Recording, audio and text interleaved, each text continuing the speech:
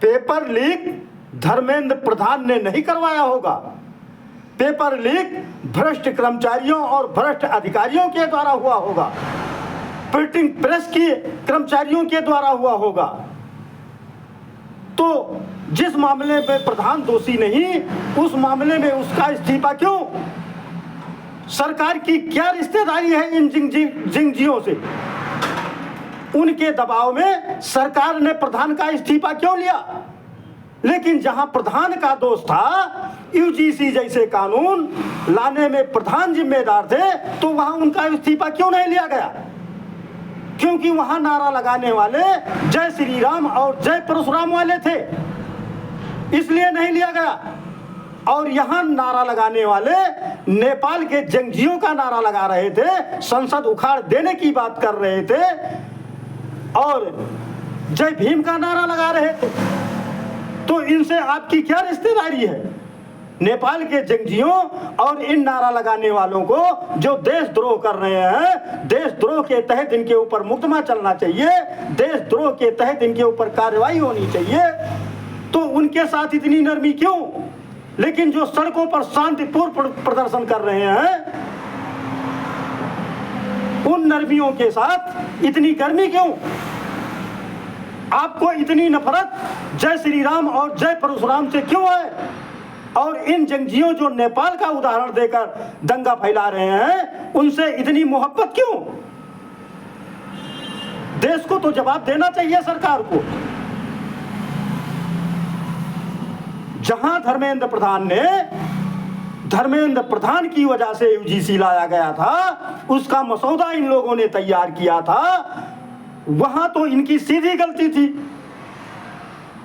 उसके लिए हमारे जंगजी, हमारे युवा सब सड़कों पर आज 7 महीने से प्रदर्शन कर रहे हैं, शांतिपूर्ण प्रदर्शन कर रहे हैं, कोई दंगा कोई फसाद नहीं।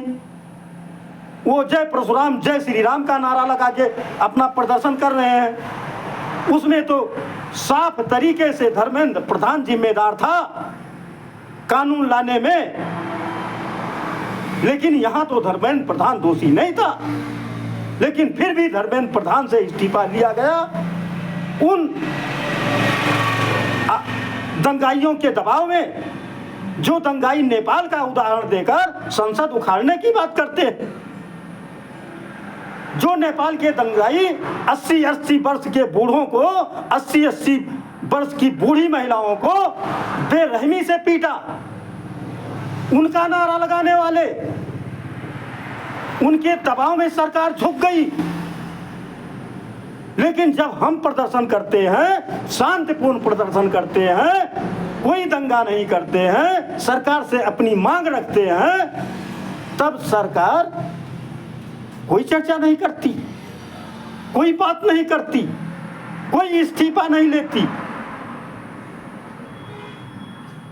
आप यूक्रेन और रूस का युद्ध रुकवाने की क्षमता है आप में, ईरान अमेरिका की युद्ध रुकवाने की क्षमता है आप में।